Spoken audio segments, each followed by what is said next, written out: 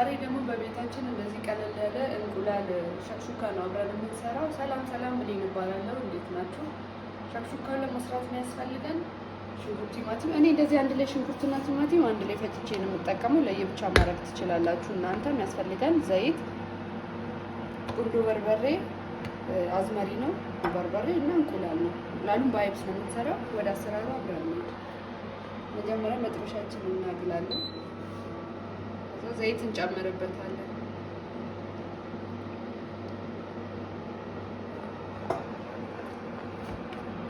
ዘይታችን እስኪግል ትንሽ እንጠብቃለን።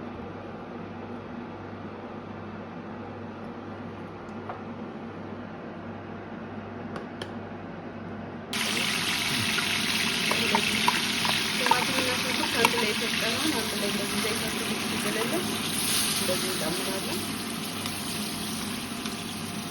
በደንብ መጠበስ አለበት።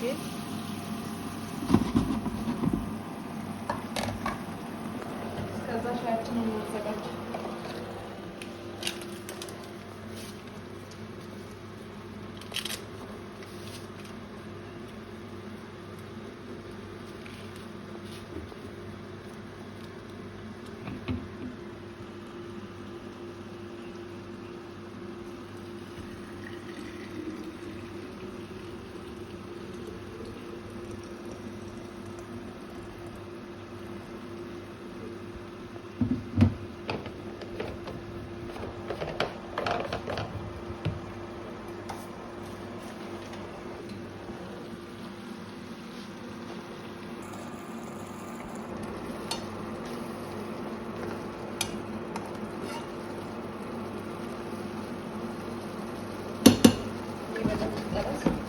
እስከዛ እንቁላላችንን እንሰራለን።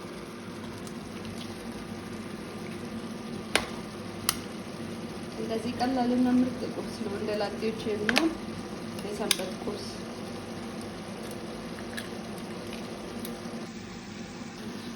ትንሽ አዝመሪ ነው፣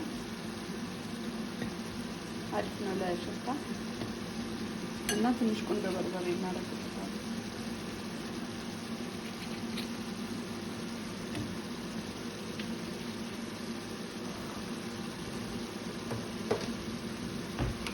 እና ጨው።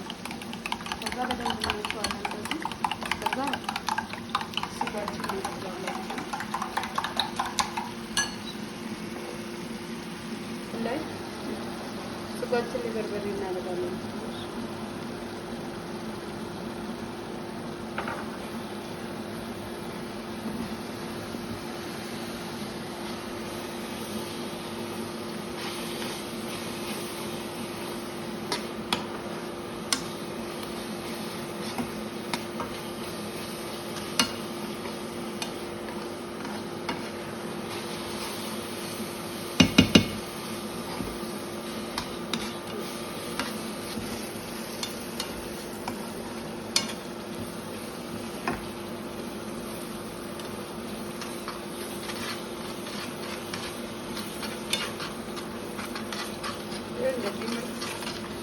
ልብሳችን አሪፍ ሆኖልናል።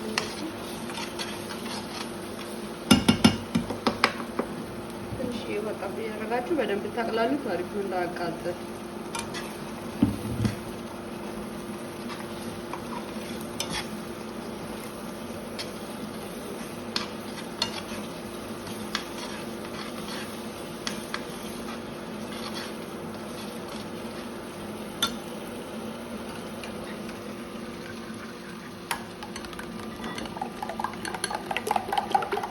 ከዛ እዚህ ጋር በደንብ የሚሰራው እንቁላላችን ተጋይቶልናል። እንጨምራለን ማለት ነው።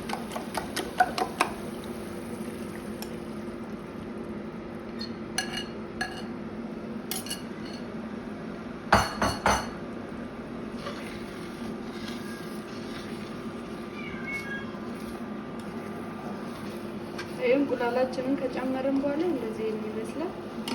በደንብ እንቀላቅለዋለን።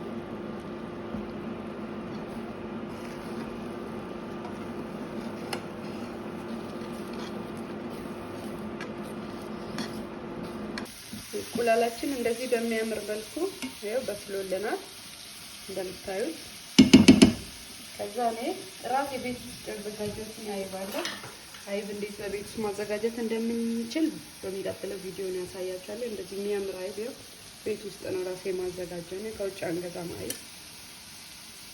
የዚህን አይብ አሰራር የሚፈልግ ሰው ካለ ኮሜንት ላይ ጻፉልኝ።